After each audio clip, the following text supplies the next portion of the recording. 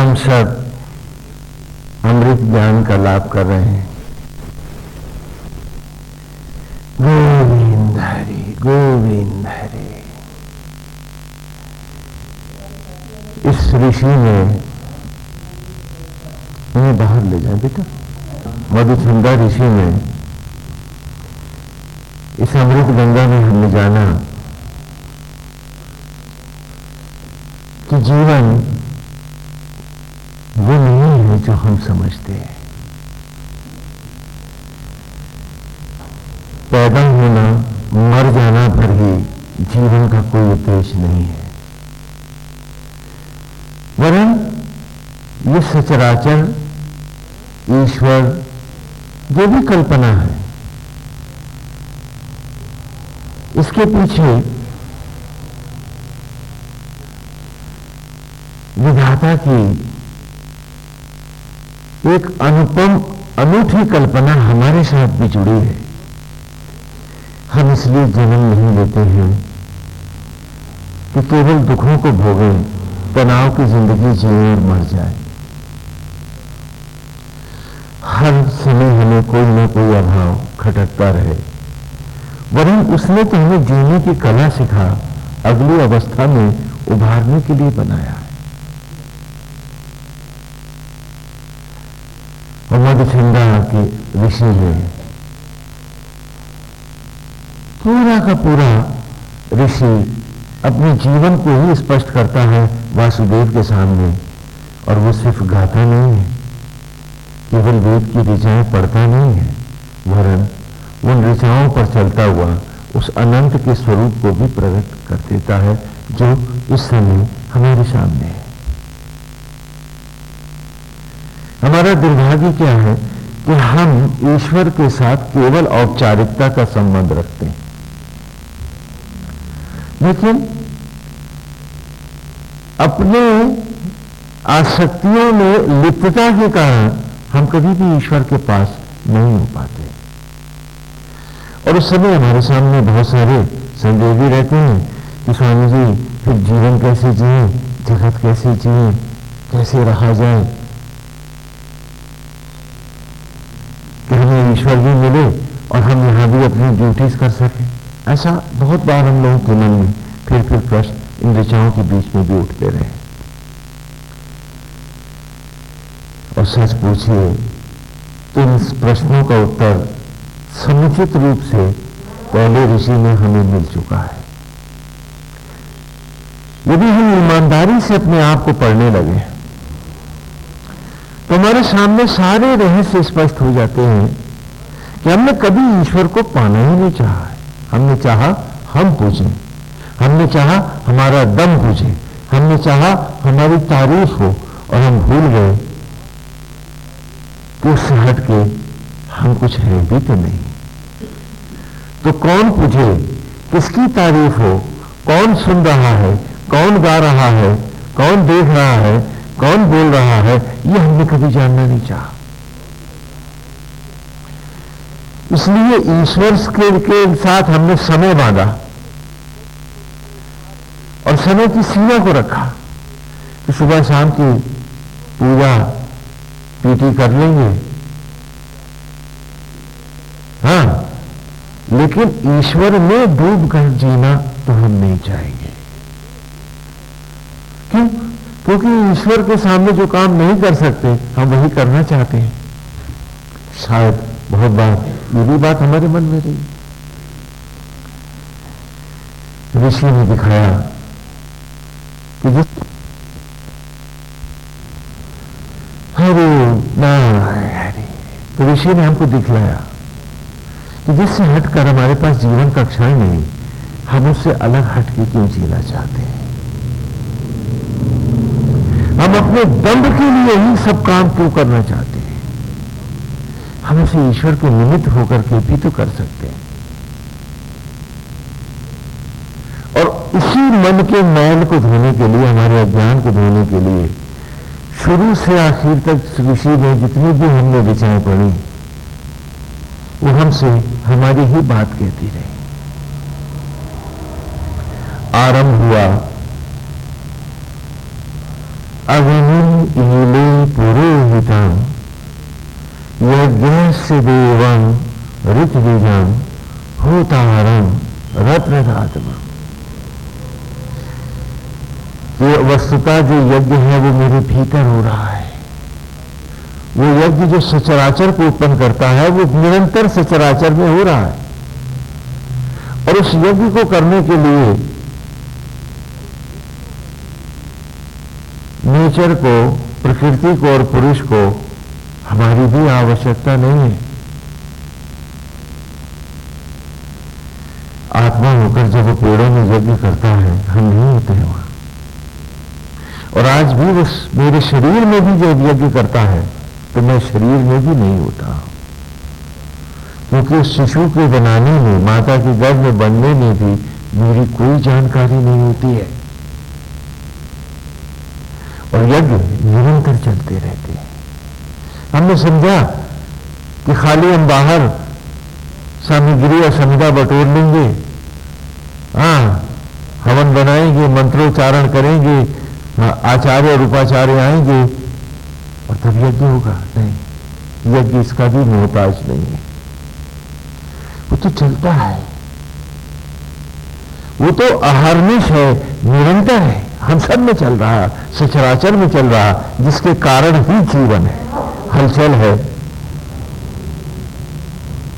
वो तो चल रहा है। आत्मा ही यज्ञ का अधिष्ठित देव है, प्राण ही उसके साथ उपाचार्य है, सचराचर ही सामग्री है, ब्रह्म ज्वाला ही यज्ञ की ज्वाला है। और उसी से निरंतर यज्ञ होता है और हर जगह जीव को नवीनता से वस्त्र मिलता है। हम शरीर पाते हैं, चिड़िया शरीर पाती है, पेड़ों में अन्न प्रकट होता है, मट्टी फिर वनस्पतियों में लौटती है। इस अहर्निश धारा का नाम क्या है? यज्ञ है। अब इस यज्ञ को बच्चों को पढ़ाने के लिए, उनके जीवन को सुव्यवस्थित करने के लिए हम गुरुकुल में कराते थे। आज उसी को पर आपने पूर्ण विराम लगा दिया कि बस ये कर लिया तो हमने धर्म के सारे काम कर डाले। हमने तो पढ़ने के लिए शुरू कराए थे कि अपने जीवन के क्षणों को ईमानदार होकर पढ़ो, क्योंकि जरा सी असावधानी में तुम स्वयं को न खोज पाओगे। और आज क्या हम सब अपने तक पहुंच पा रहे हैं? अपने को जान पा रहे हैं? क्या हम ईमानदारी से हम अपने आप को जानना चाहते हैं? हम पूछे अपने आप से। भौतिक जगत की तथाकथित मैं और मेरों की चिंताएं, आसक्तियां, लड़ाई और झगड़े, और मैं भूल गया हूं कि हर सांस उधार में आई थी, किसी ने दया करके भीख में दी थी। मुझे उन सांसों का भी तो आदर करना चाहिए, मुझे उन क्षणों को भी तो पहचानना चाहिए, क्योंकि जिस आत्मा के रहते ही मेरा परिवार है, पत्नी है, बच्चे हैं, बहू है, बेटे हैं, फलाने हैं, सब हैं, जिस आत्मा के हटते ही मेरा कोई भी नहीं है, आज उसी आत्मा से गद्दारी है। और उसमें भी क्या कहते हैं स्वामी जी, हमारी लाचारी है, कैसे जाएंगे तक, कैसे ईमानदार हो जाए अपने आप के साथ, ये काम कौन करेगा? आज वही विचार हमारे सामने आई है। माया वीरेंद्र मायनम, आज की चल में माया वीरेंद्र मायनम तम सुश्रम अवातिरा विदुष्टे तस्य मेधिरास तेषाम श्रवांशु उत्तरा। ये आज के विचार है।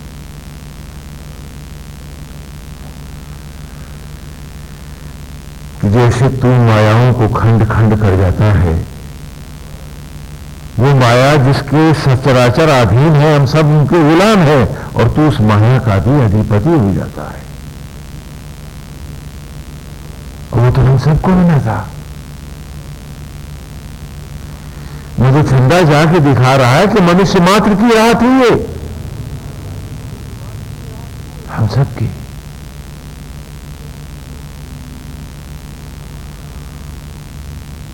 हम सबका रास्ता है ये।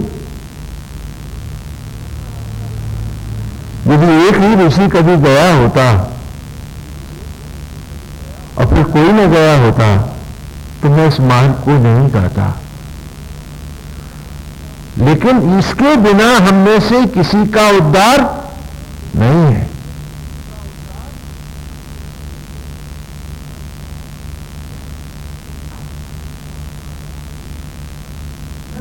कहा माया वीरेंद्र, जो मायाओं में भी ऊपर उठ गया, महान हो गया, ईश्वर हो गया, माहिनम, और माया उसकी दासी हुई, उससे वो अप्रभावित रहा। आज माया के प्रभाव के कारण वेद का ज्ञान अप्रभावित है हम पर। हम सुन के भी नहीं सुन पा रहे, हम जान के भी नहीं जान पा रहे, अथवा जानना ही नहीं चाहते। प्रॉब्लम जो है हमारे पास, कितनी विचित्र बात है कि वो माया जिसको हमारे बस में होना चाहिए, आज हम उसी माया के वशीभूत हैं।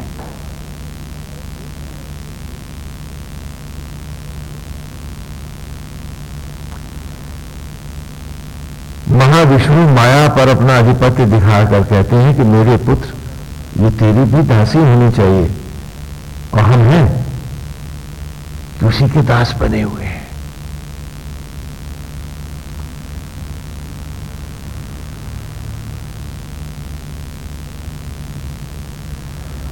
सत्य को स्वीकारने का मन नहीं करता, असत्य को ही सत्य मानने की हम माया की हर चाल में फंस जाते हैं। कि माया वीरेंद्र मायनम तम शुष्णम अवातिरा, कि तुझे तो उत्पत्ति के यज्ञ के सारे रहस्यों को प्राप्त होना था, केवल यज्ञ करना ही नहीं था, यज्ञ बन के दिखाना था, और सो मुझे छंदा ने दिखाया है। आज विदिष्टे तस्य मेधिरास, कि सृष्टि के संपूर्ण ज्ञान को धारण करके उस मेधा को प्राप्त होना था, उस विवेक को जाना था, न कि आसक्त जगत की चंद चौधराहटों में फंस के रह जाना था।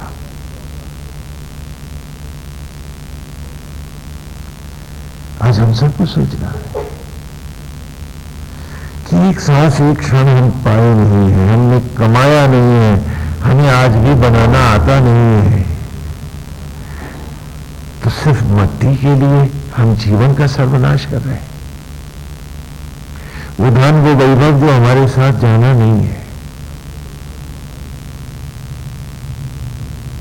और इसे हमने बहुत अच्छे से बहुत से उदाहरणों में देखा है कि हमें तो उत्पत्ति के क्षण को जानना था, उत्पत्ति के रहस्य को पाना था। श्रवांश उत्तेरा, उत्पत्ति और प्रलय के ज्ञान को प्राप्त होकर के स्वयं अपना विधाता बन के दिखाना था, और हम हैं कि भिखमंगे बने हुए।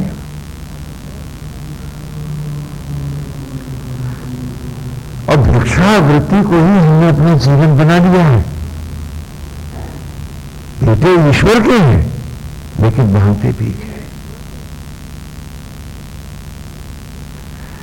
आप कल्पना करिए कि आप बहुत दानी व्यक्ति हैं और हमेशा दान में ही, सेवाओं में ही सचराचर की आप लगे रहते हैं। आप चारों ओर लोग आपकी सेवाओं का यशगान करते हैं, और आपका एक बेटा भी है जो चीथड़े पहन करके आपके दरवाजे भीख मांगने सबके बीच में आके खड़ा हो जाता है। आपको कैसा लगेगा? अच्छा लगेगा? आप प्रसन्न होंगे? तो उस पिता के सामने भी रोज हाथ फैलाते हैं हम सब, उसे कितना अच्छा लगता होगा। बेटे मुझको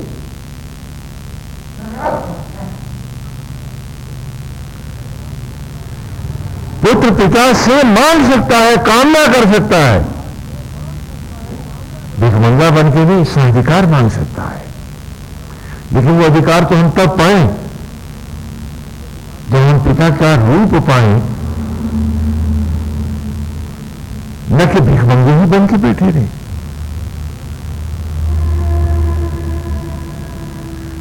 क्योंकि हमने पिता से पाना चाहा है, हमने मांगा उनसे,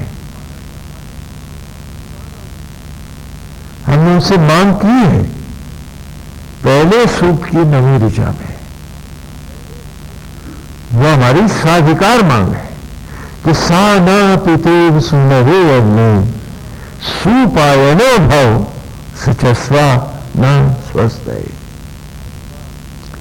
कि हे पिता, हे परमेश्वर, सा न पितेव, पिता जैसे अपने पुत्र को स्वयं अपनी शोभाएं प्रदान करता है, नाम देता है, गोत्र देता है, रूप देता है और अपनी उपलब्धियां भी प्रदान करता है, और पिता का अनुसरण करके पुत्र ही पिता का स्थान भी पाता है, तो सा ना पितेव सुनवे अग्नि, कि हे आत्मा सुपायनो भाव, हमें हे पिता अपनी उन शोभाओं से युक्त कर, न कि हम बीवी का झगड़ा लिए तेरे सामने खड़े रहे, तो कभी बेटों की समस्या लिए बैठे हैं, तो कभी पड़ोसी का झगड़ा,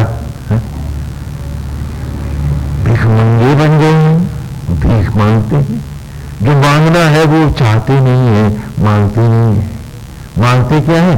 थोड़ी सी और माया दे दे, थोड़ा सा और भटकाव दे दे, और मांगा कहां? और वेद कह रहा है कि तुझे अधिकार है मांगने का, तू साधिकार मांग सकता है उससे कि सा ना प्रीति सुनवे अग्नि सुपायनो भव सचस्वा न स्वस्थ है। क्या पिता मुझे अपनी शोभाओं से युक्त कर, जिससे मैं भी आत्मस्थ हो सकूं और तेरा अनुसरण कर सकूं, हाँ, इस ऋचा को चरितार्थ कर सकूं जीवन में अपने। ठीक है, मां बाप ने जन्म दिया, उन्होंने पढ़ाया लिखाया, खिलाया पिलाया, तो काय के लिए? कि पाठशाला में पाठी, हाँ, तख्ती पे लिखते ही रहो। क्यों पढ़ाया था तुम्हें? कि बड़े होकर के तुम स्थान लो, अपना काम संभालो, मेरी जगह लो, मुझे तो जाना है। बोले ये बात सच है या नहीं? क्या तुम्हारा लड़का जब एमबीबीएस हो गया, तुम्हारा लड़का जब वकील हो गया, ये इंजीनियर हो गया, तुम्हारा बेटा जब, क्या तब भी तुम उसका महिला धोती थी? बोलो, क्या तब भी तुम उसको कपड़े पहनाती थी? बोलो। लेकिन आज भी तुम्हारा महिला धो रहा है आत्मा होकर, तुम्हें ये तन का कपड़ा पहना रहा है। तो मेरा बेटा इतने बरस जीने के बाद भी वहीं का वहीं है। जरा उस मां की कल्पना करो कि जिसका बेटा ऐसा हो जाए, विकलांग, मतिमंद, और उसको हमेशा ढूंढना पड़ा उसको। क्या उसका सौभाग्य होगा? बोलो। तो क्या हम धरती का सौभाग्य बने हैं आज? हम पूछे अपने आप से। और आज हमारी आतुरता, हमारी व्याकुलता, हमारी चाहत इस सत्य की ओर नहीं है। जहां माया भटका ले जाती है, वहां पशु से भी निकृष्ट हो हम चल देते हैं।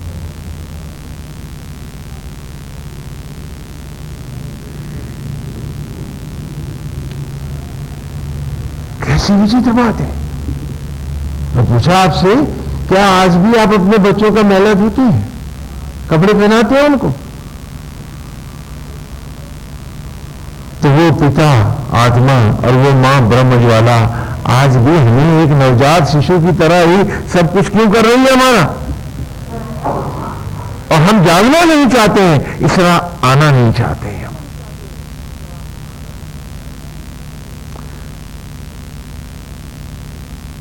हम मन में हमारे माया के खेल बहुत से हैं। सत्य को स्वीकारने के लिए हमारे पास समय नहीं है। सोचिए किसी का बच्चा है वो दिमाग से मंगोल हो गया है, मतलब मेंटली कंप्लीटली अब नॉर्मल हो गया, ब्लैंक हो गया। अब इसे तो जीवन भर माँ बाप को धोना है, उसका मैला भी धोना, कपड़े भी पहनाने उसको, तो वो तो कुछ कर ही नहीं सकता है। तो वो अवस्था मां बाप के लिए सुखद है, बोलो? और हमारी भी तो आज यही अवस्था है, और हमारे पास तड़प नहीं है, जिज्ञासा नहीं, चाहत नहीं, कुछ भी तो नहीं है।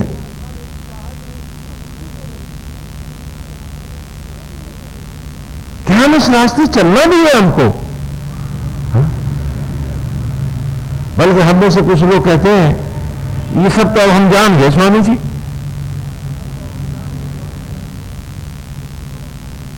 क्या जानने भर से काम हो गया तुम्हारा? अरे क्या तुमको खाना बनाना नहीं आता? आता है ना, सभी तरह के खाने बना लेती हो, खाए भी है तुमने, तो अब और आगे खाने की क्या जरूरत है? जानती तो हो सब, अरे जानते तो है सब, इतनी बार खा चुके तो फिर खाने की क्या जरूरत है तुमको?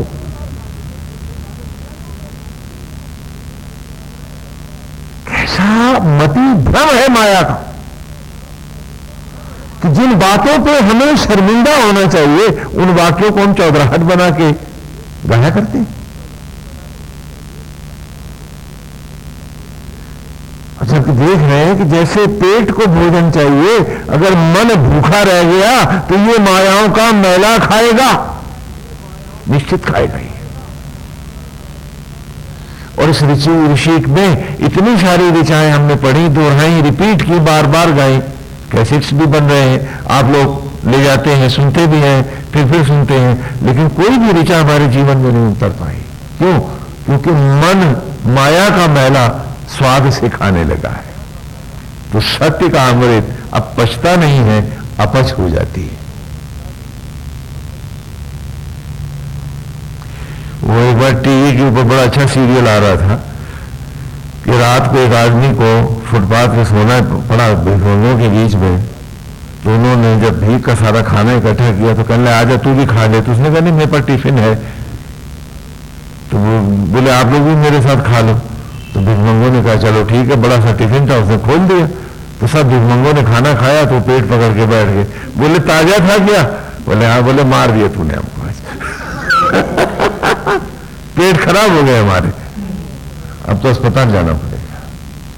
तो माया का बासी मैला खाते खाते आज ये स्वादिष्ट भोजन आत्मा का हमें रास आता नहीं है, भिखमंगे जो हो गए। इससे आगे हम बढ़ना नहीं चाहते, और ये अमृत की गंगा में खाली मूड़ी हिला के चले जाते हैं, भाई अद्भुत है, बहुत बढ़िया, बस और कोई मतलब नहीं।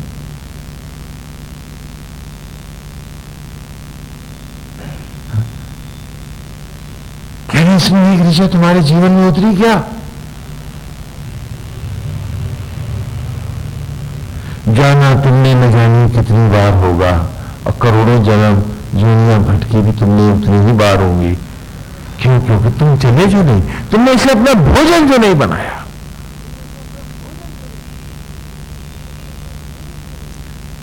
खाना भी तो जानते हो, तो हर तरह का खाना बनाना जानते हो, खा भी चुके हो, अब फिर दोबारा क्यों खाते हो?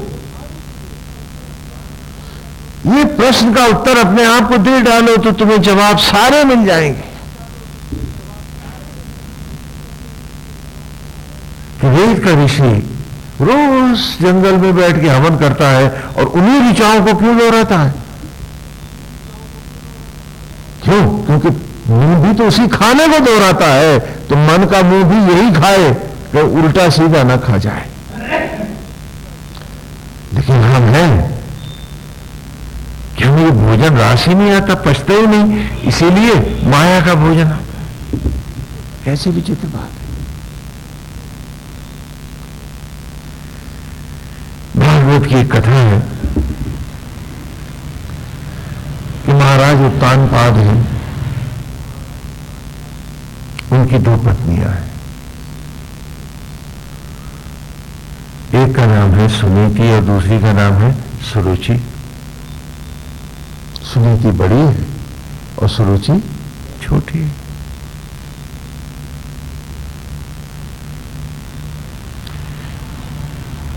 और उनकी संतानें भी हैं। सुनीति का बेटा है ध्रुव और सुरुचि का बेटा उत्तम है। याद है आपको कथा? हम सब उत्तानपाद हैं, हम सबको ऊपर इस राह में जाना है, तो हम सब क्या हैं? लेकिन हम तो अधोपाद बन के रह गए।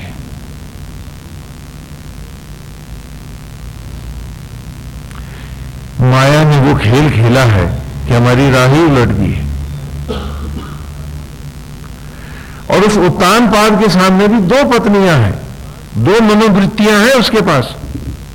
एक है सुनीति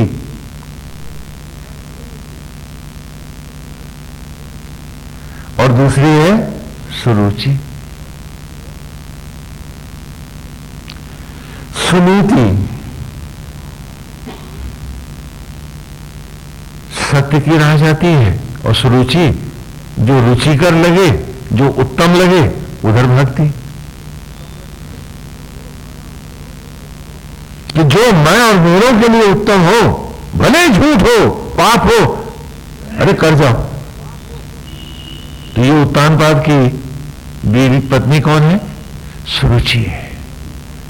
और उसका पुत्र ध्रुव नहीं है, सुरुचि उत्तम है कि ऐसा करने से मेरे परिवार का उत्तम कल्याण होगा। तो चलो झूठ बोल दो, हाँ, दूसरे के खिलाफ गलत बयानी कर दो, भ्रम के धुएं फैला दो, उत्तम मेरे घर जो आ रहा है।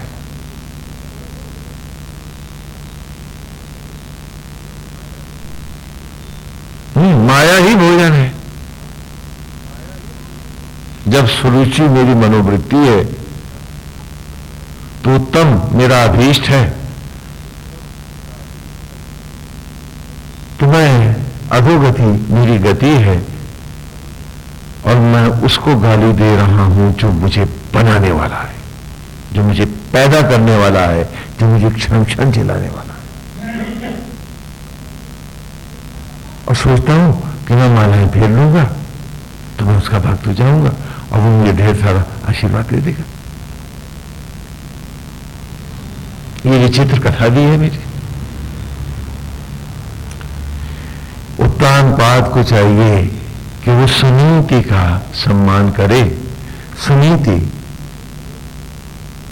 किसी भी लोभ के वशीभूत होकर अपने संकल्पों को नहीं तोड़ती। उसका हर संकल्प ध्रुव है, अर्थात अटल है कि मुझे सत्य पाना है। ये सुनीति का बेटा है।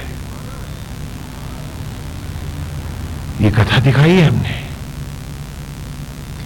महाभारत की सारी कथाएं हमारे ही जीवन का रहस्य है कि सुरुचि की रह जाएगा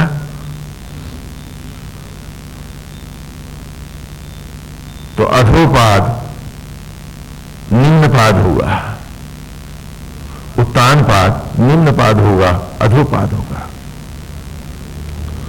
और सुनीति की राह जाएगा तो अपने संकल्पों को, यदि मनोवृत्ति सुनीति होगी तो तू अपने संकल्पों को ध्रुव तारे की तरह अटल करेगा। ध्रुव होगा तो तेरा संकल्प और अभीष्ट की तुझे निश्चित प्राप्ति होगी। क्यों? क्योंकि मधुचंदा से पहले की भांति ही महाराज ध्रुव भी काल के माथे पर मस्तक रखकर स्वर्गारोहण करते हैं, अनंत अवस्था को जाते हैं। इसीलिए यहां उनकी हम चर्चा कर रहे हैं। रास्ता स्पष्ट है, लेकिन क्या है कि सुरुचि के साथ ही मैं वेद पढ़ना चाहता हूं, सुरुचि के साथ ही मैं जीना चाहता हूं, सुनीति की हर जगह उपेक्षा करना चाहता हूं। तो मेरी सदगति कैसे होगी जब उत्तान पाद ही नहीं तो उत्तान गति कहां से आएगी? मैं तो अधोपाद हूं, तो सदगति कहां होगी? मेरी तो हाँ सबसे निकृष्ट गति होगी। इतनी सी बात भी अब हम समझना नहीं चाहते।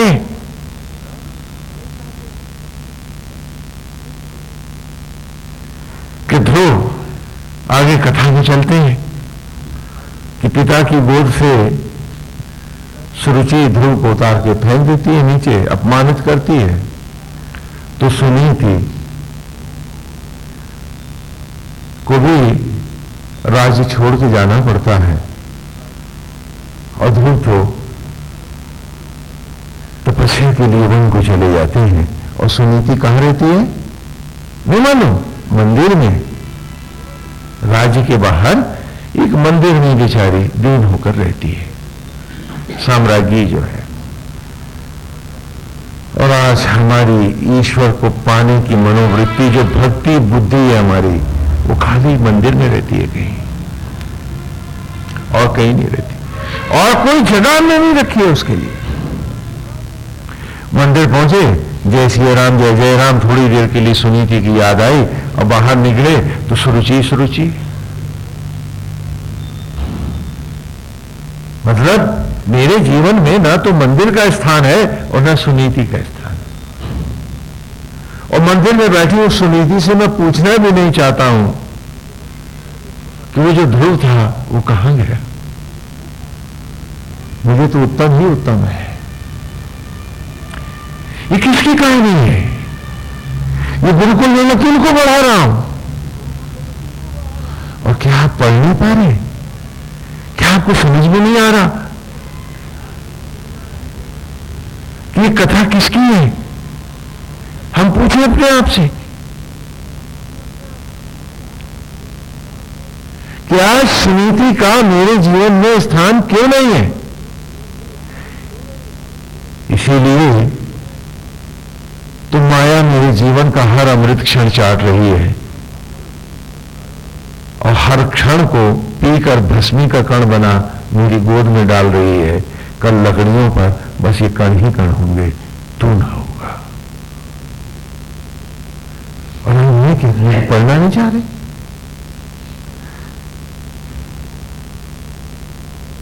बार बार कह रहे हैं कि वेद गाए नहीं जाते, वेद जाने भर नहीं जाते, वेद तो जिए जाते हैं। और मन को निरंतर भोजन वेद का देना होता है। यदि सत्य को पाना है और सत्य जयी होना है। थोड़ा सा हम और नीचे उतर आते हैं इस कथा से भी, आज के जीवन में हम आ जाते हैं कि हम देखें कि क्या हम सुनीति की राह पर जाकर कुछ गंवाते हैं अथवा अपने भौतिक जीवन को भी सुखद बनाते हैं। अनासक्त भाव मुझे सुनीति की ओर ले जाता है और आसक्त भाव सुरुचि में फंसाता है। गृहस्थ दोनों जिए जा सकता है, दोनों स्तरों पर आप जी सकते हैं। कल्पना कीजिए हम आपकी आज ही की अवस्था को लेते हैं, क्योंकि जब तक वेद एप्लीकेशन में ना आए उन ऋचाओं को जानने का प्रयोजन स्पष्ट नहीं होता है। हम आपकी डे टू डे लाइफ लेते हैं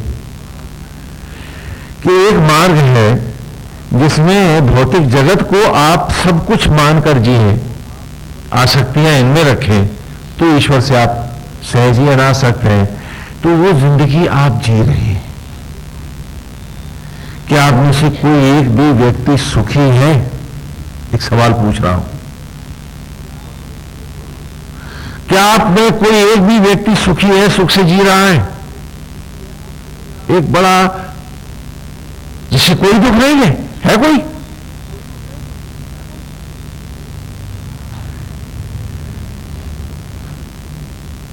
हम सब दुखी हैं, हम सब परेशान हैं। सारी दुनिया में घुमाओ हर व्यक्ति ऐसे ही मिलेगा, नानक दुखिया सब संसार। हर एक को कोई ना कोई दुख और कोई ना कोई रोग व्याधि सता रही है।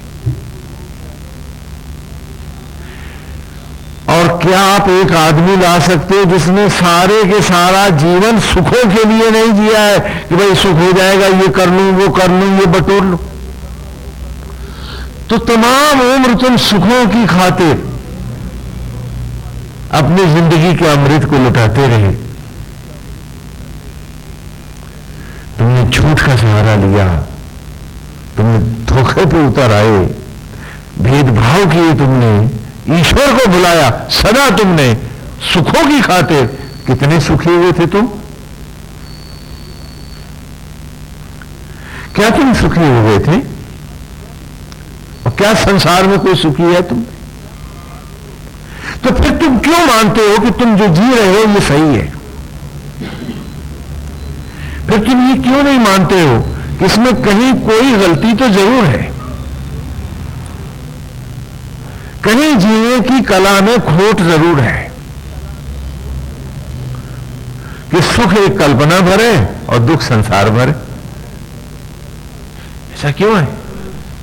क्योंकि आपने तो सुख के लिए ही घर द्वार बनाए, सुख के लिए ही आपने परिवार बटोरे, सुख के लिए ही आप नौकरियों में गए तो वहां पर भी झाड़ झपट होती रही, तनावग्रस्त ही रहे आप। सब काम आपने सुख के लिए किया। हाँ, बच्चे भी पैदा किए तो सुख के लिए, और वो सब आपको उल्टे टांगे। तो मैं पूछता हूं कि सुख के लिए तमाम उम्र आपने गंवाई और सत्य के लिए, सुनीति के लिए मंदिर में जाके जय जय राम करें आप, फिर भी आप सुखी क्यों नहीं हुए?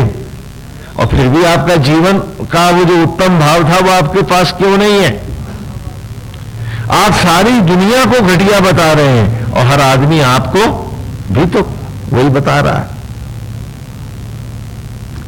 आज हर शब्द मतलब से सारहीन हो गया। क्यों? आप तो बहुत अच्छा जी रहे थे। आज भी आप गाते हो अतिथि देवो भव। हमने कहा देखो कितने झूठे लोग हैं ये, किसी घटिया बात कर रहे हैं। अतिथि देवो भव शास्त्रों में लिखा है, तुम सबके मन में लिखा है अतिथि संदेहो भव। कौन सा अजनबी है जिस पे तू संदेह अब नहीं करता? ईश्वर देखता कहां तू उसमें? हां, आ गया है तो चोर तो नहीं है, उसे कुरेदना शुरू करते हो। यह भाव ही तुम्हारा नहीं है कि इसमें ईश्वर है। क्यों? क्योंकि ईश्वर खोए हुए तुम्हें भी तो युग बीत गए। तुम ईश्वर को नहीं, ईश्वर को तो तुमने जीवन में मिटा रखा है, खाली उसके प्रेत को पूछते हो, धोखा करते हो अपने आप से। अगर ईश्वर तुम्हारे जीवन में होता तो निश्चय ही अतिथि देवो भव होता, संदेहो भव नहीं होता। कोई भी व्यक्ति XYZ तुम्हें मिलता है तो सबसे पहले तुम उसमें कलुष ढूंढते हो, ईश्वर नहीं खोजते आप। क्यों? क्योंकि तुम्हारा भोजन, तुम्हारी चाहत आज राम नहीं कलुष है। और सहज स्वाभाविकता में हर जीव अपने भोजन पे भागता है, तुम भी भागते हो। और आश्चर्य है कि अपने आप को बड़ा भारी दानी, बड़ा भारी भक्त और विद्वान भी मानते हो, जबकि भोजन का पहला ये चाहत तुम्हारी कहां है? जो तुम्हें नया व्यक्ति मिला तुमने उसके चरित्र में संदेह किया, कि कोई अग्निवेश भी मिला, सन्यासी भी मिला, तो तुमने पहले संदेह किया। क्यों? क्योंकि संदेह तुम्हारा भोजन जो है, तुम्हारा खुराक है, वो उसके बिना सुबह से शाम तक तुम रह नहीं सकते। कोई निंदा ना हो तो खाना पचेगा कैसे? और ये सब करके भी क्या आप सुखी हैं? मैं फिर पूछता हूं आपसे, क्या सुख है आपके पास?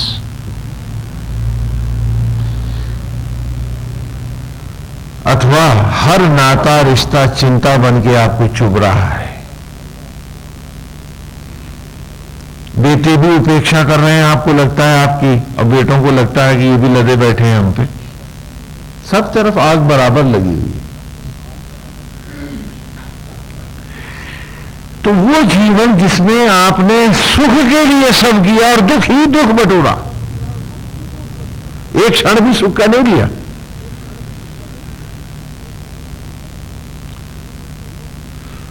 कि भाई चलो 10-20 बरस आप निर्द्वंद सुखी होकर के जिए थे, तो चलो मैं ये भी मान लूं कि आप भोग योनि में आ गए थे, भोग रहे थे। वो भी नहीं है, वो भी नहीं है। कोई भी आपका संबंध बिना लड़े झगड़े रहा हो, बिना तनाव के रहा हो, कोई एक भी महीना भर, ऐसा भी नहीं है। और सुख के लिए ही आप सबने सब कुछ किया, ईमान गंवाया, धर्म गंवाया, हाँ, वाणी का सत गंवाया, झूठ बोले, अब फिर भी रहे दुखी आप। तो क्या आप सही जी रहे हैं? पहले ईमानदारी से अपने आप से पूछ डालें कि अपने से हट के और जगत को ही सब कुछ मानकर जो हम जिए, तो क्या हम सही जिए? और तमाम उम्र इसी में चली गई। एक जन्म जा रहा है दुर्लभ, उस अवस्था तक पहुंचे कि यहां से हम आगे भी जा सकते थे, और अब यहां से लुढ़केंगे तो जाने पहाड़ पर्वत की चोटी से लुढ़क गया पत्थर, जाने कहां तक गिरेगा, कहां तक जाएगा, कब इसको जगह मिलेगी, कब इसे ठिकाना मिलेगा।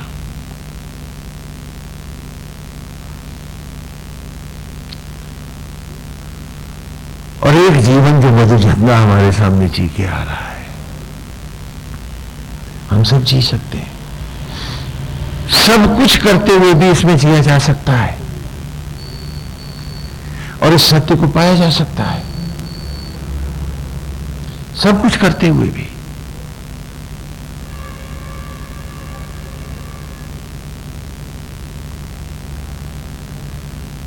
और इतने सुंदर स्तर पर जिया जा सकता है कि संदेहो भव से फिर देहो, देवो भव पे हम उतर सकते हैं।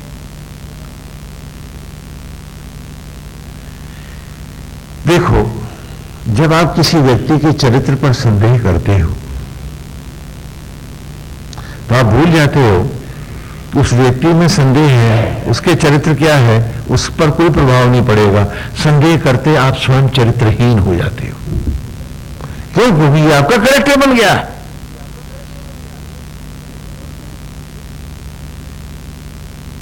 तो चरित्रहीन तो आप हो गए।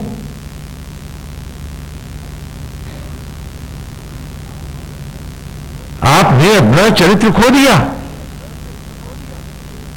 और आपने सहज स्वभावता को चरित्रहीनता का भोजन दे दिया। यदि आप अपने करीब होते और थोड़े से भी सावधान होते तो आप मेरी इस बात को समझ पाते। अभी कहना, स्वामी जी अगर शक नहीं करेंगे तो लूटना ले जाएगा। अरे आप शक करोगे तो भी गला काट ले जाएगा, तो क्या कर लोगे? तो जो नारायण चाहेंगे वही होगा, भगवान आप नहीं, वो है। और वो नहीं चाहेगा तो कोई दशानन, कोई माया आपको छू नहीं पाएगी। आप यदि उसके हो तो, बात ये भी है साथ में। और यदि आप माया के ही चेले बन गए हो तब मायापति भी क्या कर लेगा?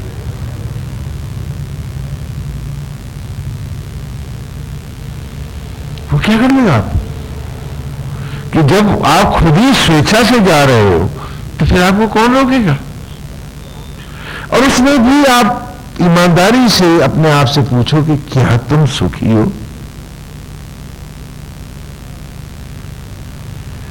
तो ऐसे भी तो जिया जा सकता था कि सत्यनिष्ठ होकर, आत्मस्थ होकर, ईश्वर को सब कुछ मान के हम जीते।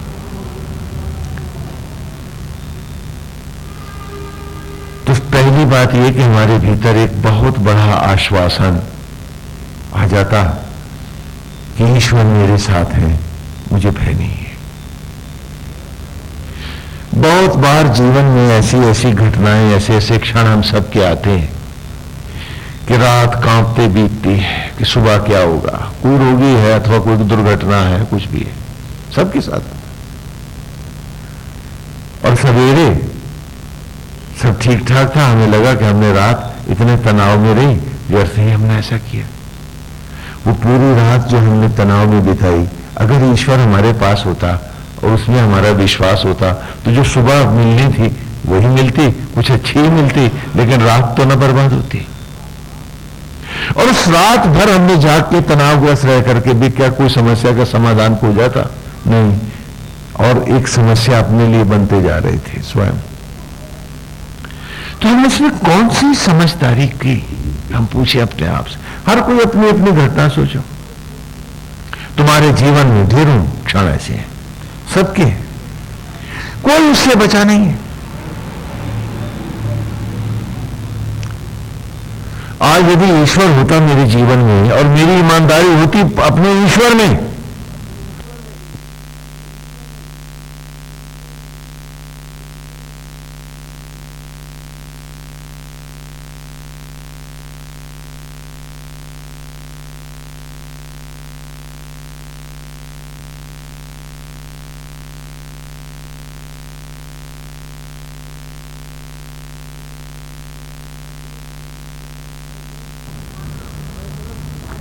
मैं इतना भयभीत तो ना होता और स्वयं शत्रु बन के मैंने अपने तन को, मन को यूं निचोड़ा तो ना होता, तबाह तो न किया होता। तो उससे हट करके जो मेरी सुखी होने की कल्पना थी, हम में से किसी की आज तक पूरी भी तो नहीं हुई। हुई क्या? जितना सुख के पीछे भागे उतना ज्यादा दुख पाया हमने। जितना जितना माया बटोरी उतने उतने पिता में भीष्म की तरह बाणों की शैया के बाण ही बढ़ते गए और मैं शूलों पे ही सोया फिर तमाम उम्र अपनी। तो सच नहीं? यदि हम ईश्वर को मान के जी रहे होते, थोड़ा एक व्यवहारिक उदाहरण भी लेते हैं। जितना सारा वांग्मय है वो भजन में नहीं है, वो गीत में नहीं है कि गाना गला बजा के चले गए आप, वो समझने और जीने की बात है। स्वामी जी हमने गीता के सारे पाठ कर डाले, भाई तूने कर डाले, लेकिन तूने उसको भोजन बना करके जिया कब, खाया कब उसे? मन तो तेरा आज भी विषयों में बैठा है, संदेहों में घिरा पड़ा है। तो तूने गीता का पाठ कब किया? तूने रामायण कब पढ़ी? तूने सत्संग कौन सा किया? क्योंकि थोड़ी देर का सत्संग है, उसके बाद कुसंग ही कुसंग, तो कहां रहा सत्संग? जब तुम राममय होकर जिए ही नहीं तो तुमने रामायण सुनी तो नहीं सुनी तो दोनों का मतलब तो एक ही हो गया। उसमें अंतर क्या है?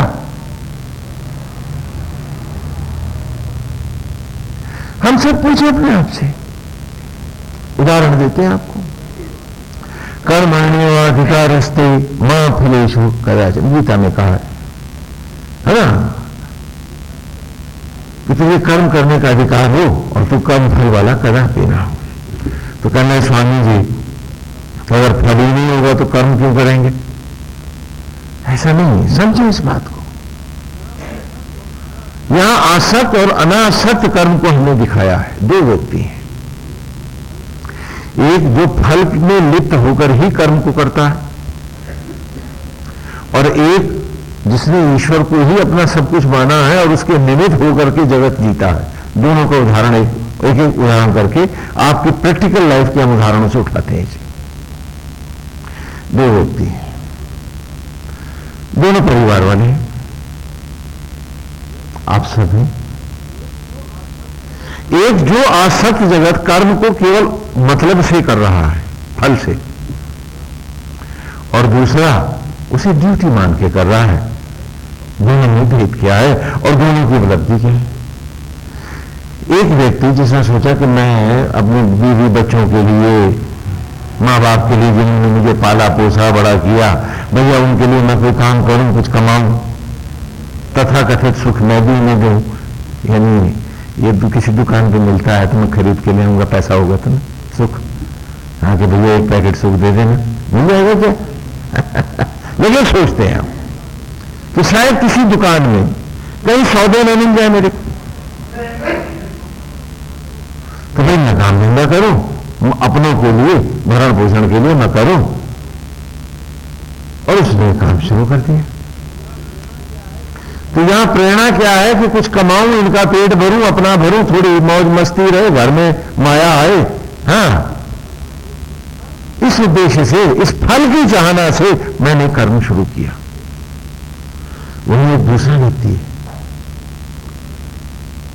जो अनासक्त है, दोनों एक जैसे दिखते हैं, परिवार भी एक जैसे हैं, बोलो। तो उसने भी सोचा ये तो सत्य है कि ईश्वर ही हम सबको बनाता है, वो भी सोच रहा है। नारायण ही घट घट वासी हैं, वो भी जगत के पिता हैं, उनकी इच्छा के बिना तो पत्ता भी नहीं हिलता।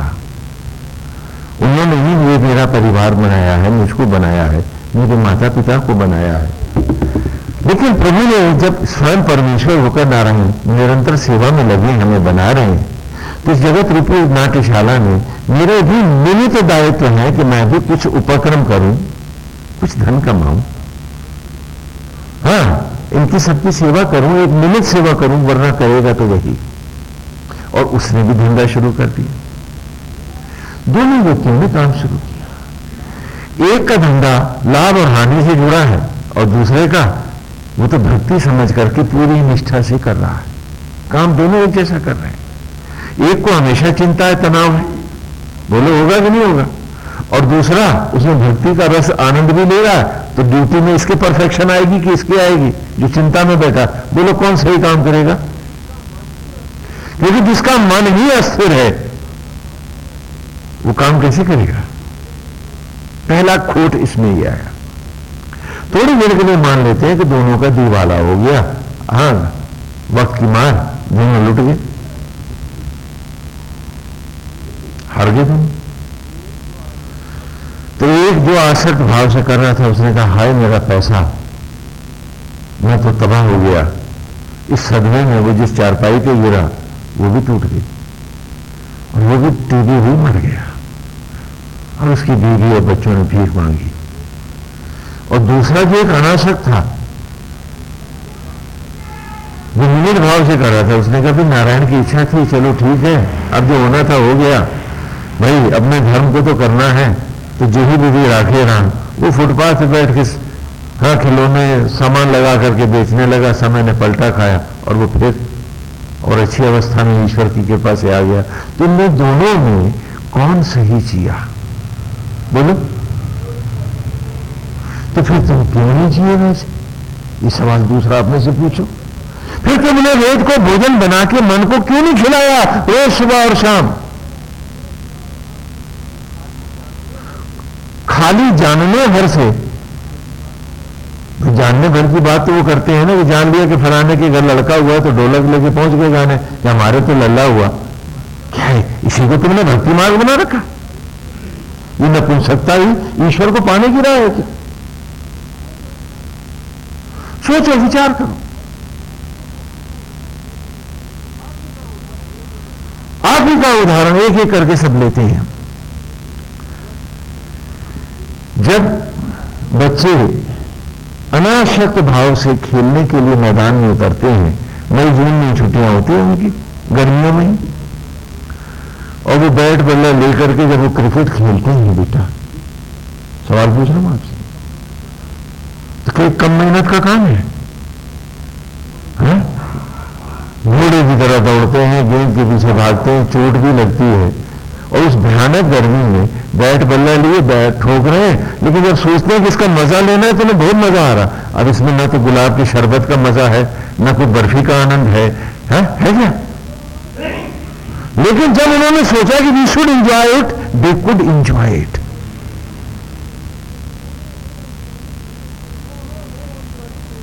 तो उन्होंने उस कड़ी मेहनत को ही जब एंजॉय करने के भाव से खेला, तो उन्हें कोई थका नहीं था।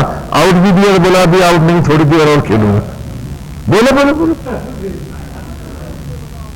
क्या मजा था उसमें, बताओ क्या मजा था उसमें, कौन सा सुख था उसमें। काश तुम इतनी सी बात समझ पाते कि सुख सबकी आत्मा के भीतर होता है और हर व्यक्ति किसी बहाने से अपने ही आत्मा के सुख को भोगता है, ये किसी दुकान में नहीं मिला करता। इसके लिए जिंदगी भर तुम पाप बटोरते रहे और इतनी सी बात नहीं समझ पाए। क्या सुख था उसमें, कितनी कड़ी मेहनत कर रहे थे और वही लड़के कहने लगे लो पैसा ले जरा सब्जी ला दो, मेहमान आने वाला बोला मेरे को फुर्सत नहीं, थैंक यू। ये वही लड़का है, ये वही लड़का है। इस सहज काम में उसको लगा कि क्या पहाड़ लाद दिया मेरे पे और इतने भारी क्षण में उसे बड़ा सुख मिल गया। बताओ कैसे मिला? क्या उस लकड़ी की गेंद में जिसके ऊपर वो चमड़ा चढ़ा था उसके भीतर कोई सुख रखा था क्या, या बैट में था? कहां था वो? अपनी मन के भाव में पड़े और तुम सुख बाहर खोजते फिरे और गंवाया राम को, गंवाया राह को, गंवाया सत्य को और थोची चौधराहट कि चार लोग मेरी प्रशंसा करें मैं चौधरान हो जाऊं। और मालूम नहीं कि चौधरी पाप का घड़ा बटोरता है, सेवक पुण्य कमाता है। और तुम सिर्फ चौधरी बनना चाहते थे कि मेरा यश हो, मेरा नाम हो, मेरी कीर्ति हो, नारायण की ना मेरी, मैं उससे भी बड़ा हो जाऊं। अरे वो तो चीज ही क्या है, कैसी विचित्र बात है। मैं पूछता हूं आपसे कि उस क्रिकेट की गेंद में क्या सुख था और उससे कम मेहनत का काम था खाली सब्जी लाने का, क्या वो राजी हुआ? फेंक के चला गया, किसी को भेज देना मैंने जाता। तो आखिर क्या बात थी वहां? उसका अनासक्त भाव था इसलिए सुख भाव था, यहां आसक्त भाव था इसलिए दुख भाव था। और वही लड़के जब नौकरियों पे आए और 4 फाइलें बढ़ा दी तो बोझ से टूट गए। रोज शाम को टूटे हुए घर आते हैं, कहते हैं सारा दिन खटता रहा हूं। पूछ, उस क्रिकेट से भी ज्यादा मेहनत कर रहा था।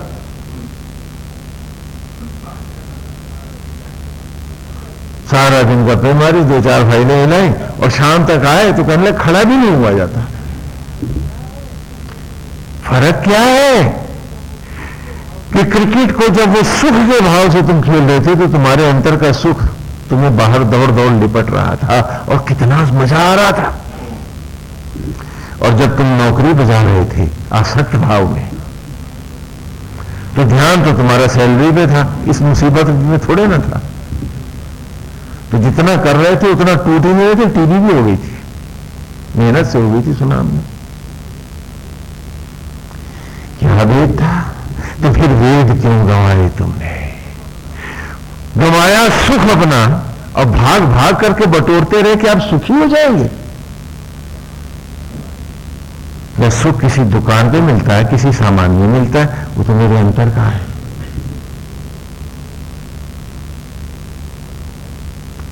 तो उसकी मनोहारी छवि में बस के, उसके रूप सौंदर्य को अपने मन में बसाकर स्वयं को उसका निमित्त बना देते तो मेरे चारों ओर सदा सदा के लिए सुख के सागर लहराते, दुख का कहीं पता ना होता। लेकिन नहीं, हमने तो जाना है, खाया नहीं। और जो चीज जानी जाए और खाई ना जाए वो तन को लगेगी क्या? इसीलिए तो भूखे भूखे हम दुखों में भागे और अपने ही अंतर में सुख का सागर सुखधाम पावन भगवान स्वयं आत्मा होकर विराजता रहा और वो जीवन का हर अमृत क्षण हमें देता रहा और हम भाग भाग दुखों से निपटते रहे सुखों के धोखे में। यही तो माया है कि माया अभिरिंद माइनम। आश्चर्य है कि सत्य आज भी हम नहीं स्वीकारना चाहते हैं, असत्य को ही हम जीना चाहते हैं। हम सब जानते हैं क्योंकि बारंबार इन वाक्यों को भी हम दोहरा चुके हैं ऋचाओं में भी कि आंख मूंदते ही हम सपने में भी ना आ सकते अपनों के, लेकिन कहां मानते हैं, फिर भी अपनों के लिए हर पाप करने कौन तैयार है? क्यों? क्योंकि हम मानते नहीं हैं, जानते हैं। और जानने वाला कुछ नहीं पाता, जो मानेगा, जो जिएगा, वही तो पाएगा। क्योंकि जानने और मानने में क्या भेद है कि नदी में तुम एक लकीर खींच दो, कितनी देर रहेगी? और जमीन पे एक लकीर खींचो तो रहेगी। तो जो माना ही नहीं जिसने, उसने जाना भी तो क्या जाना, तो अपने को धोखा दे रहा है। एक नया दम और लिए जा रहा है कि भाई हमने वेद भी जान लिया है। जान लिया नहीं, जी लिया है क्या? ये पूछो सब अपने आप से। और पूछो कि जब सुख इधर था तो सुख की खातिर जो तू दाएं बाएं भाग रहा था इसको छोड़कर, क्या तू सही जी रहा था? और यदि तू मानता है कि तू सही नहीं जी रहा था तो कब सुधरेगा? क्या अजर अमर है? अब नहीं सुधरेगा तो कब सुधरेगा?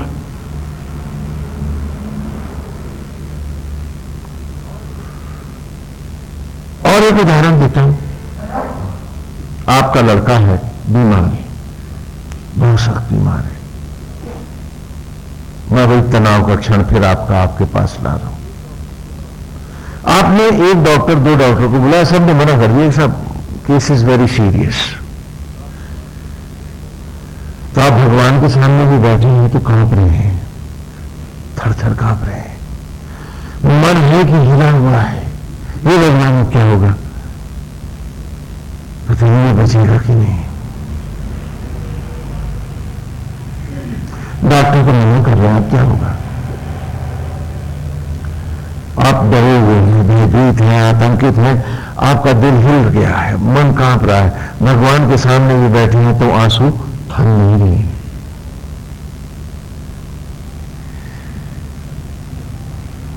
हम हर व्यक्ति जानता है कि आत्मा को आत्मा से राह होती है ना। आत्मा से आत्मा का संबंध होता है। मेरा और मेरे स्वजन का एक टेलीपैथिक टाई है, बिना रस्सियों के बंधे हैं, बेतार के तार चलते हैं।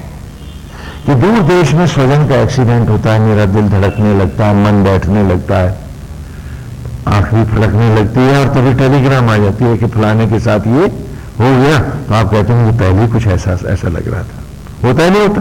हर व्यक्ति के जीवन में होता है। तो जरा इस चित्र की फिर से आइए लौट करके कि आप कांप रहे हैं, रो रहे हैं, धड़क रहे हैं, भयभीत हैं बच्चे के लिए, वो जो बीमार है, रो रहे हैं आप। तो इन कमजोर क्षणों में जबकि बच्चा मौत से जूझ रहा है, आप ध्यान मार्ग से उसे क्या दे रहे हैं? क्या दे रहे हैं आप उसको? चिंता, भय, आतंक, मौत का डर बढ़ा रहे हैं आप उसका।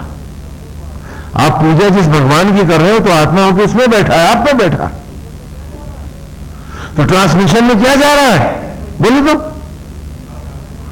तो कितने प्यारे मम्मी पापा हैं आपके बच्चे का गला घोट रहे हैं आसक्त होने के कारण। हम जिसके लिए चिंता करते हैं, काश हम जान सकते कि हम उन्हें चिंता ही तो दे रहे हैं। क्यों? क्योंकि हम अपने करीब नहीं हुए, हम सुख बाहर ढूंढ रहे थे। यदि वेद की राह भीतर आए होते तो हमने इसे पहचाना होता कि भाई तू नितांत सुख में, ईश्वर में रह, जिससे उसको भी ध्यान मार्ग से यही मिले। कि जब जब मेरे प्रति उसका ध्यान आए तो मेरी आत्मा का आनंद, मेरे भक्ति का भाव उसे फिर छू जाए, उसका भी कल्याण हो जाए। लेकिन नहीं, हम नहीं जानते हैं। हम इस छोटे से विज्ञान को, जीव विज्ञान को, इस मनोविज्ञान को जो हमारे जीवन और आत्मा के साथ बंधा हुआ है, हम नहीं जानते हैं कि हम जिसके लिए दुखी हैं हम उसे अतिशय दुख दे रहे हैं। हम जिसके लिए चिंतित हैं हम उसे चिंता की मालाएं पहना रहे हैं। हम जिसके लिए आतंकित हैं हम उसको भीतर तक कमजोर कर रहे हैं, हिला रहे हैं। और यदि यहां हम ईश्वर के निमित्त होते तो कमजोर घड़ियों में हमारा ध्यान उसे मजबूत करता, तनाव की घड़ियों में उसे आत्मा के सुख से तनाव मुक्त करता, हम दे पाते उसे सत्य, यदि हम स्वयं जी रहे होते सत्य। लेकिन फिर भी हम खाली सुनना चाहते हैं, जीना नहीं चाहते कि एक एक सांस को प्रभु की मस्ती में जाने दे, तेरे कर्तव्य में खोट ना हो और तू मधुचंदा बन के जिए जा। ये राह एक मधुचंदा की नहीं है। मधुचंदा शब्द का अर्थ होता है कि जो विष में से अमृत खोज लाए, जो जहरीली जिंदगी को भी अमृत में बना ले, उसे भी हम संस्कृत में क्या कहेंगे? मधुचंदा। तो हम में से जो भी अपने विषाक्त इस जीवन को अमृत में बना लेगा, अमृत के कणों को बटोर लेगा, वो भी तो मधुचंदा होगा। वेद में ऋषि कोई व्यक्ति के रूप में नहीं पढ़ाए जाते, हर व्यक्ति का व्यक्तित्व, हर छात्र का व्यक्तित्व बना करके ही सुनाए जाते हैं, गाए जाते हैं, जिलाए जाते हैं कि हम सबको इस जहरीले जीवन में भी अमृत के बिंदु खोजने और इतना अमृत इकट्ठा करना है कि अमर राह चले जाना है। अब पाप नहीं बटोरेंगे, चिंता, ईर्ष्या, द्वेष, लोभ, ये तो सब पाप है, इन्हें कभी जीवन में नहीं लाएंगे। और एक प्रैक्टिकल उदाहरण है, आपको समस्या है, थोड़ी देर के लिए मान लीजिए आप चिंता में हैं किसी अपने बेटे के लिए या भाई के लिए या पत्नी के लिए चिंता है। मैं पूछता हूं आपकी चिंता करने से क्या वो ठीक हो जाएगा? बोलो। या कोई काम है आपका जो बिगड़ गया है, अब आप दुखी हैं, चिंतित हैं, क्या आपके दुख और चिंता करने से बिगड़ा काम सुधर जाएगा? नहीं सुधर जाएगा क्यों? तो फिर आप ये क्यों कर रहे हैं? आपको अपने से पूछना चाहिए कि नहीं कि भाई ये गलती तो करिए, दूसरी गलती क्यों कर रहा है? बोलो, पूछो अपने आप से। तो इसके करने का कोई कारण है, और फिर भी हम इसी सड़ांध को ही अमृत बना के जीना चाहते हैं। क्यों? भाई कोई समस्या है तो चलो मन को निर्मल रखो, समाधान खोजेंगे, प्रभु से मत हटो। समाधान तो उसी की कृपा से ही होना है। तो चिंता करके तो हम चिंता बढ़ा रहे हैं, क्यों कि घटा रहे हैं, और जिसके प्रति चिंता कर रहे हैं उसे भी तो हम कमजोर कर रहे हैं। तो क्यों ना आत्म भाव में, आत्मा की मस्ती में बसा जाए कि शायद मेरे तप का कुछ अंश उस तक भी पहुंचे, जब भी उसका भाव मुझसे टकराए, टेलीपैथिकली मेरा भी अमृत भाव, आत्म भाव उसे मिले, तो एक बार वो भी कमजोर घड़ियों में मजबूत संकल्प का होकर के उस प्रॉब्लम से निकल जाए। क्या रोने से, चिंता करने से, दुख करने से कोई मरा हुआ जिंदा हो सकता है? बोलो, बिगड़ा हुआ काम सुधर सकता है? तो फिर जिंदगी भर तो हम यही करते रहे। यदि हम ईश्वर के निमित्त होते, हमने इस अनासक्त भाव को ही अपने जीवन की राह बनाया होता, तो हम घर गृहस्थी से भागते नहीं, ईमानदारी से जी रहे होते, और हम सबके सुख का कारण बनते और परम सुखी स्वयं होते। तो इसमें क्या दुख था कि हम सिर्फ जानना चाहते हैं और जीना नहीं चाहते हैं? क्यों? एक बड़ा मोटा प्रश्न पूछ रहा हूं मैं आपसे, बड़ा प्रैक्टिकल, आपके पास होकर के आपसे बिल्कुल अपनेपन में बात कर रहा हूं मैं आपसे। क्या हम पूछें अपने आप से कि ऐसा क्यों है कि जब हम सब जानते हैं कि दुख करने से, चिंता करने से कोई सुख नहीं होता, होता है क्या? फिर आप कहते हो कि स्वामी जी घर में बैठ करके ध्यान नहीं लगता। हाँ, क्योंकि हर कोई 9 तरह की बात करते हैं, हाँ तमाम प्रॉब्लम्स ले आते हैं, तो हम कहीं पहाड़ पे चले जाएं। मैं पूछता हूं आप क्यों चले जाएं? क्योंकि आप कहीं भी जाइएगा, रहिएगा इस शरीर रूपी घर में ही, तो इसकी खिड़की दरवाजे यहीं से संभालने की तहजीब ले आइए। इसमें जीने की कला सीखिए, और वो आप तभी तो सीखेंगे जब आप अंतर्मुखी होंगे, अपने को पढ़ना शुरू करेंगे भाई। तो वेद गाने की वस्तु नहीं, जीने की वस्तु है। वेद को भोजन की तरह मन को निरंतर खिलाना होता है, और उसे कहना होता है कि इसी का रस ले, इसी का स्वाद ले। तो ईर्ष्या, द्वेष, घृणा, लोभ, मोह के टेस्ट जो है वो तो नरक है, उनका त्याग कर आत्मा के मनोरम ध्यान में आ। अब देखिए, तेज आंधी आई है, आपने बहुत बढ़िया कालीन बिछा रखा, खिड़कियां खुली हैं, तो आप क्या करोगे? आंधी रोकोगे या खिड़की बंद करोगे? बोलो। तो अगर आपके भीतर कोई आसक्तियों की आंधी कोई लाना चाहता है, आप आंख बंद कर लो, देखोगे नहीं, कान बंद कर लो, सुनोगे नहीं, मुंह बंद कर लो, बोलोगे, खिड़की बंद करो, आंधियां थोड़े ना रोक पाओगे। वही बात हुई कि गुरु ने शिष्यों को बुला के कहा कि सारी धरती कंटों से भरी हुई है, वत्स तुम कैसे इसको साफ करोगे? तो एक ने कहा मैं झाड़ू लेके खड़ा हो जाऊंगा। गुरुदेव मैं जहां भी जाऊंगा झाड़ू से बाहरता रहूंगा। दूसरे से पूछा तू क्या करेगा? उसने कहा जी मैं जूते पहन लूंगा। वो कांटों को तो उगना है, वो फिर उगेंगे, और जिन पेड़ों से झड़ेंगे वो फिर झड़ेंगे। ये तो प्रकृति का नियम है। तू इस शरीर को पढ़ना सीख, तू इस पे जूते पहनना सीख। और जिसने इसे नहीं पहचाना, उसके भीतर बैठे परमेश्वर को क्या जानेगा? बाहर मंदिरों में तो उसकी मूर्ति उसकी परछाई के रूप में प्रतिष्ठित, सत्य कब पाएगा?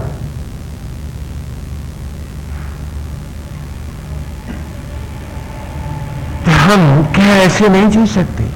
बिल्कुल प्रैक्टिकल होकर के चले, व्यवहारिक रूप से आगे बढ़े कि चाहे कुछ हो जाए, मैं हर समस्या के साथ बेशक दो चार होऊंगा, लेकिन उसके समाधान के लिए सोचूंगा, चिंता करके अपने लिए स्वयं एक समस्या अब नहीं बनूंगा। तो उतनी देर का आत्मा का रस भी तो नहीं खूंगा। क्यों? क्योंकि जब आप किसी पे संदेह करते हैं तो आपका मन भोजन क्या खाता है? जब आप कहते हैं अतिथि संदेहो भव, तो मन उस समय भोजन क्या ग्रहण कर रहा है? और संदेह का भोजन कोई स्वास्थ्यकर तो होता नहीं कि मन आपका स्वस्थ हो जाएगा। तो क्यों न सब में राम देखा जाए, और कहा जहां राम न दिखे वहां क्या करें? कहा जब आंधी आती है तो खिड़की बंद करता है, तो वहां से मन को हटा दे। और बहुत है रूप नारायण के, उनमें देख लेंगे, पेड़ों में देख लेंगे, तमाम जीवों में देख लेंगे, और वहीं प्रभु है, मन वहीं लगा करके जी लेंगे। अगर कोई मेरे राम भाव को ठेस लगा रहा है तो मैं क्या करूं? तो कहा मन को उधर से विरक्त कर दे।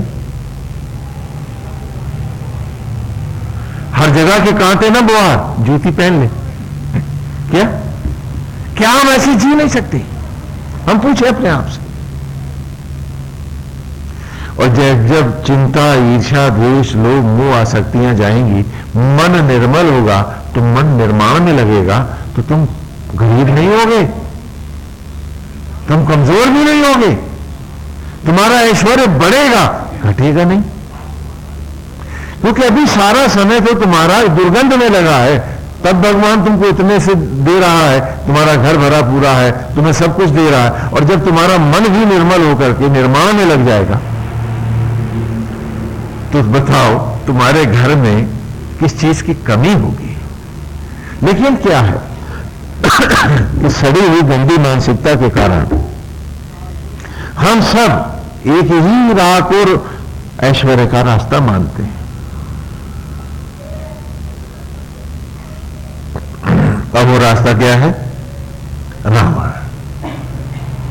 कि 10 इंद्रियों को 10 मुंह बनाए बिना, दशानन रावण बने बिना भाई ये घर में सुख वैभव नहीं आ सकता। ये आज आप सबके मन की बात है कि ऐसा नहीं करेंगे तो ऐसा फिर कैसे होगा स्वामी जी? तुरंत आएगा अभी सवाल आप लोगों के मन में गूंज रहे हैं। क्या रावण ही के बन करके ही राज पाया जा सकता है 10 इंद्रियों को 10 मुंह बनाकर? माया के खेल खेल कर, लोगों को ठग करके ही क्या समृद्धि पाई जा सकती है? क्या यही एक राजा है राम की कथा में? क्या दशरथ राजा नहीं है? बोलो। तो 10 इंद्रियों को रखकर, निमित्त भाव में आकर, अनासक्त भाव में जीते हुए भी तो दशरथ जैसा साम्राज्य लाया जा सकता है। और दशरथ यहां देव पूजित राजा है। रावण से तो सारे देवता घृणा करते हैं, वो उसे श्राप ही देते हैं, कोई उसको आशीर्वाद नहीं देता है। तो जहां ईश्वर भी मुझे प्यार करे और वो साम्राज्य यदि रावण से भी बड़ा मुझे मिल सकता है, तो भाई फिर रावण की राह में पाप खाने की हमें क्या जरूरत है? कोई है क्या? ये सोचने की बात है। आज आप भक्ति मार्ग भक्ति मार्ग भक्ति मार्ग रोज गाते हो, जबकि गुरुकुल में श्री राम की कथा में भी हम भक्ति मार्ग ही बालकों को पढ़ाते हैं कि जहां जहां मन आसक्त है, तू वहां वहां उनका भक्त है। जहां जहां तेरा मन आसक्त है, वहां वहां तू उन आसक्तियों का भक्त है। अगर भक्त नहीं है तो किसी का, तो राम ही का नहीं है। और तुमने सोचा कि मैंने माला फेरी, मैंने जय जयकार गाया तो मैं सचमुच भक्त हो गया। ये सबसे बड़ा तेरे जीवन का झूठ है। क्योंकि जहां जहां मन आसक्त है, वहां वहां तू उनका भक्त है। वो आसक्ति चाहे घृणा है, ईर्ष्या है, द्वेष है, लोभ है, मोह है, बदले की भावना है, जिस भावना से तू जिसमें आसक्त है, तू उन्हीं का महाभक्त है। अगर भक्त नहीं है तो ईश्वर का ही नहीं है, और धोखा देता है अपने आप को कि तू ईश्वर का सबसे बड़ा भक्त है। इसलिए राम की कथा का विस्तार करता हूं कि राम की कथा में हर पात्र भक्ति का पात्र है। सुरसा भक्ति क्या कि कथा का रस ले रहे हैं, बाकी से कोई मतलब नहीं है, जान दिया बस हो गया। सुरस भक्ति है, रस की भक्ति है। हाँ, सुरुचि वहां और उत्तम वहां, तो यहां सुरसा। ये सुरसा भक्ति है। और इस सुरसा भक्ति के साथ भी एक और भक्ति है आपकी, कि दूसरों को ताड़ना देके, दूसरों को व्यंग मार करके, दूसरों को नीचा दिखा करके, दूसरों के घर की ढिठाई करके आप ताड़का भक्ति में आते हो। दूसरों को ताड़ना देने की मनोवृत्ति, दूसरों को पीड़ा में देखकर आनंदित होने की मनोवृत्ति कौन सी भक्ति है? ताड़का भक्ति है। मैं राम की कथा में आपको आपका हर चेहरा, हर पात्र में दिखाता हूं। दूसरों का भी पाले शेत वेद में तो बड़े दाम बेच लेंगे, अब वो मरे जी हमसे क्या मतलब। ये सुबाहु भक्ति है कि बाहों में जो भी पाऊं भर लूं। भक्त आप याद हो, भक्त आप सुरसा में हो, भक्त आप ताड़का में हो, भक्त आप सुबाहु में हो, और भक्त आप मरीच में हो। मृग तृष्णा है, हाय ये सोना मिल जाए, हाय वो मिल जाए, इच्छाओं और तृप्तियों के पीछे भागते, सोने के हिरण खोजते। हम सब मारीच भक्त हैं। बोलो कहीं सच नहीं है। इसीलिए जिस कथा में भक्त खाली सुरसा भक्ति करते हैं, मंच का कथावाचक मारीच हो जाता है। भाई चढ़ावे लाओ मोटे मोटे लाओ, हाँ सोना और दो। दिखा रहे हैं नारायण भगवान महाविष्णु राम अवतार में कि देख तेरे कितने कितने चेहरे हैं और कहां कहां तेरी भक्तियां हैं, और अंधा हो रहा है और कह रहा है कि तू मेरा भक्त है।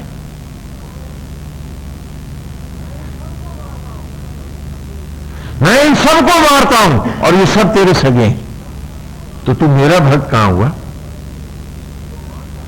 होता मेरा भक्त तो तू इन सबको मारता। 10 इंद्रियों को 10 मुंह बना, जगत को लूटने की मनोवृत्ति, ये दशानन मनोवृत्ति है, रावण मनोवृत्ति है। तो इसका नाम रावण भक्ति हो गया। और फिर कुंभकर्ण भक्ति भी है। कुंभ माने घड़ा, और कर्ण माने कि घड़े के कान है। तमाम उम्र सत्संग सुनते रहे लेकिन नींद न खुली तो न खुली। ये कुंभकर्ण भक्ति बोलो, ये कौन सी भक्ति है? ये कुंभकर्ण भक्ति है कि विषयों में नहीं सोए रहेंगे, नहीं जागेंगे, चाहे ईश्वर भी उतर आए तो भी नहीं जागे, बस सियाराम जयराम कर लेंगे, लेकिन रहेंगे इन्हीं विषयों में। तो ये कौन सी भक्ति है? कुंभकर्ण भक्ति है। कितनी भक्तियां हैं आपकी?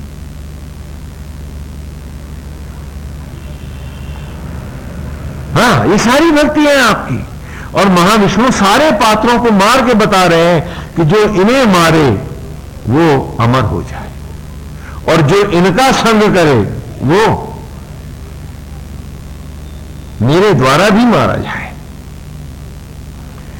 ईश्वर के द्वारा भी तो धिक्कारा जाए। तो उसको बनाने वाला तुझ पे लज्जित हो, न कि तेरा सम्मान करे। और हम इन्हीं भक्तियों में बैठे।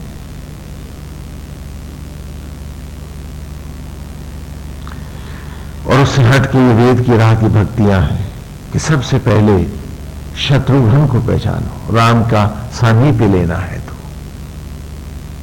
शत्रुघ्न कहते हैं जो विषय वासना रूपी शत्रुओं को मारे। तुम्हारे शत्रु वो हैं जो तुम्हारी राम भक्ति में अवरोध हैं, वही तो तुम्हारे शत्रु हैं। अभी तुम पड़ोसी को शत्रु बनाए हो, ना तो रिश्तों में तुम्हारी शत्रुता चल रही है, नहीं, तुम्हारे शत्रु तुम्हारे विषय है। ईर्ष्या, द्वेष, क्रोध, मोह, आसक्तियां, ये तुम्हारे सबसे बड़े दुर्दांत शत्रु हैं। और ये मायावी हैं, ये दिखते नहीं हैं, मारते बहुत हैं, जीवन सारा मार देते हैं हमारा। ये मायावी असुर है, और ये ऐसी माया फैलाते हैं कि ये चीजें हमें अच्छी लगती हैं, राम ही नहीं अच्छा लगता, वो राह नहीं जमती है। क्यों? क्योंकि ये मायावी असुर है, इसलिए दिखते नहीं है। इसलिए शत्रुघ्न के जीवन में कौन आए? उसकी पत्नी का नाम क्या है? श्रुति कीर्ति। कि ये वेद का अमृत, ये वेद का ज्ञान, कीर्ति माने यश, श्रुति माने वेद, वेदों का यश, ये गान जब जीवन में आए, पहली बार तू शत्रु पहचानेगा। अभी तो तू बाहर शत्रु खोज रहा है, और शत्रु तेरे भीतर बैठा तेरी कब्र खोद रहा है, और तू उसे नहीं पहचानता। तो जब जीवन में वेद का गान आए, भोजन बन के आए, श्रुति कीर्ति आए, तब तू पहली बार शत्रुघ्न होगा। और जब सारे विषय मर जाएंगे तो ये विषय नहीं मरे, इनकी भक्ति मरी है। अर्थात जिन्हें तू लाठियां बनाया था, ये लाठियां ठह गई हैं। अब एक सहारा राम है, और जब तक ये जिंदा है तो इन्हीं को फिर सहारा बना लेगा, गाएगा राम राम, और भक्ति इनकी करेगा। जब सारी अतृप्तियां और इच्छाएं, क्रोध, ईर्ष्या, द्वेष, मोहासक्तियां सब नष्ट हो जाएं, तो फिर एक ही तो सहारा रह गया। कौन रह गया? राम का। तो जब हर कार्य में तुझे ईश्वर का सहारा, मन तेरा उसी का संबल मानने लगेगा, तभी तो तू भक्ति में रत भरत होगा। इससे पहले राम की भक्ति तू कर ही नहीं सकता। क्यों? क्योंकि तू सोचेगा इस छल के सहारे चलूंगा, इस झूठ का सहारा लेकर के इसको धराशायी करूंगा, हाँ, इस प्रपंच का सहारा लेकर के इस समस्या का समाधान निकाल लूंगा, तो तू राम का सहारा कब लेगा? और जिसके तू सहारे ही नहीं, तो उसका भक्त कैसे होगा? वो भक्ति नहीं होगी, वो तो सिर्फ ठगती होगी, ठगी कर रहा होगा तू अपने ही आराध्य श्री राम से। यही तो वेद का अमृत है कि वेद का गान आए, और तब तू रिपुसूदन हो, और फिर जब सारे शत्रु मायावी असुर मारे जाएं, एक राम ही बाकी रह जाएगा, तो हर ओर जब राम ही का निमित्त होगा, राम ही का सहारा लेगा, तो भक्ति में रत भरत होगा, तो चारों ओर तेरा ईश्वर का भाव आएगा, तब होगा अतिथि देवो भव। ये मांडवीय कि सब में सीए राम में, अभी सब में सब देखेगा, सीए राम भूल के भी नहीं देखेगा, है ना। ये स्वामी जी ऐसा है, ये वैसा है, अरे वो बड़ा कपटी है, उसने ऐसा किया है, वगैरह वगैरह। सीए राम नहीं है, ये बाकी सब है। इस प्रकार जब तू भक्ति में रत भरत होगा, और तब राम रूपी मन में जब तेरा मन स्थिर होगा, राम रूपी लक्ष्य में मन जब तेरा जुड़ जाएगा, तो तू क्या होगा, लक्ष्मण की अवस्था आएगा। लक्ष्मण क्या, मन मेरा उठते बैठते सोते जागते हर भाव में लगा है कि नारायण आप ही सब कुछ हैं, मैं तो मात्र आपका निमित्त हूं। तब ये निमित्त भाव आएगा। और लक्ष्मण जी की पत्नी का नाम जानते क्या है, उर्मिला है। आगे फिर कुछ बताने की जरूरत नहीं है, क्योंकि अब वेद ही भोजन है और उर्मिला है। और पहली बार ये जीव अपनी जो उसकी, जहां इस जीव को होना चाहिए इस सारी रामायण की कथा में, तो जीव क्या है, जानकी जी जीव का ही अभिनय करके दिखा रही हैं। हम सब का बुद्धि जीव है, और यही तो भूमि सुता है जो मट्टी से अन्न में और अन्न से रूप पाया। तो जानकी की तरह मुझे श्री राम के चरणों की भक्ति को पाना है, तो उसके लिए मुझे ताड़का को मारना है, हाँ सुबाहु मारने हैं, मरीच हटाने हैं, रावण कुंभकर्ण सारी लंका जलानी है। आज आप भक्ति करते हो भिखमंगी भक्ति, कि बेटे हो राम के और मांगते हो ये दे दे वो दे दे। तुम्हें पता है ना, भगवान राम ने उस पर भी एक जवाब दिया था तुम्हें, कि जानकी जी ने क्या मांगा था राम से। कितना बड़ा होता है सोने का हिरण, बताओ तो, इतना बड़ा, अरे इतना बड़ा होता होगा हिरण, इससे बड़ा तो नहीं होता।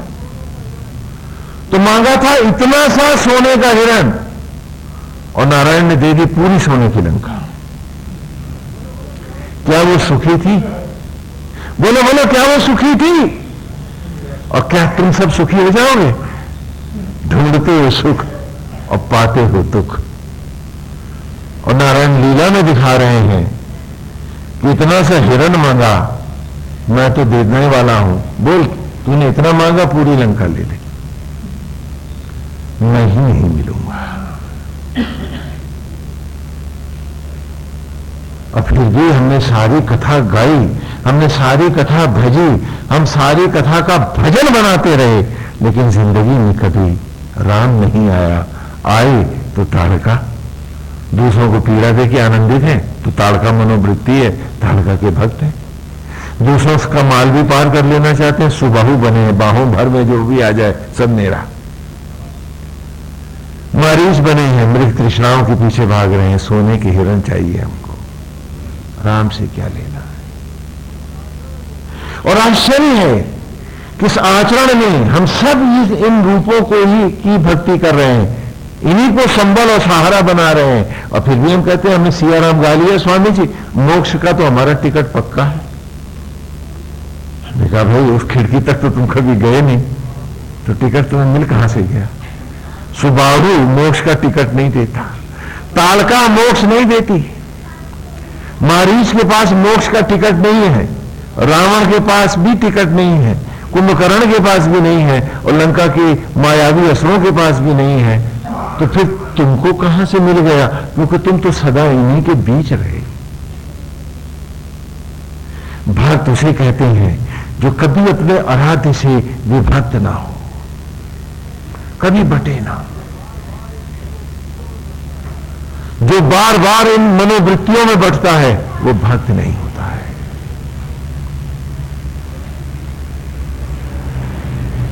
भक्ति योग की अंतिम अवस्था का नाम है जो मधुसंधा में हम पढ़ रहे हैं कि पुराण बिंदुर युवा अमित वजा।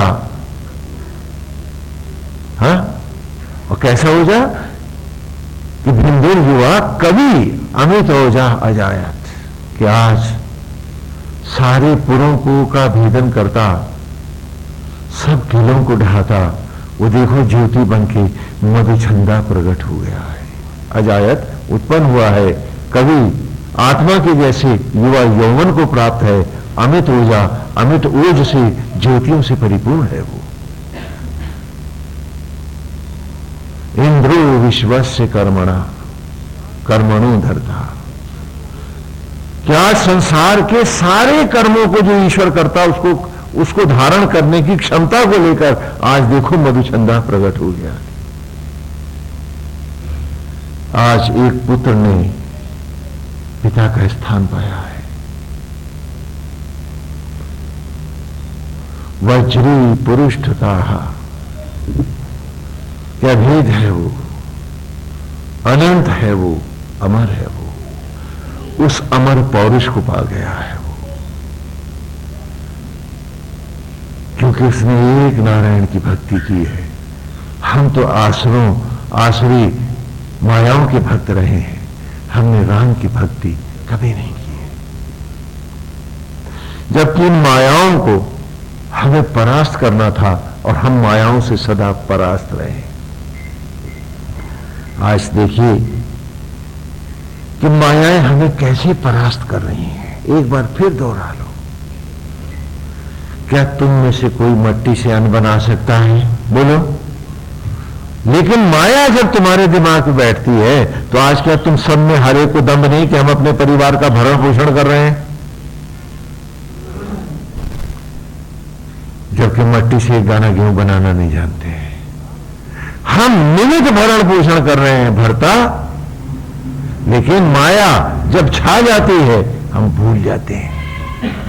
क्या तुम में से कोई भोजन से शरीर का एक अंग बनाना जानता है? आप में से कोई? बेटा बेटी किसने बनाए? तुम्हें तो आते नहीं बनाने, तो फिर कौन बना रहा है तुम्हारी देह में? ईश्वर आत्मा होकर बनाता है। लेकिन जब माया चढ़ बैठती है तो ये मेरे हैं, वो तेरे हैं, ये अपने हैं, ये पराये हैं, ये ऊंच है, ये नीच है, ये जात है, ये संप्रदाय है। तो माया फिर जीत गई, राम फिर हार गया तुम्हारी मानसिकता में। गाया तुमने सिए राम में सब जग जानी, जबकि सबको भेद से जाना। अभेद नहीं हुए तुम कभी भी, और उस अभेद ब्रह्म को भेदभाव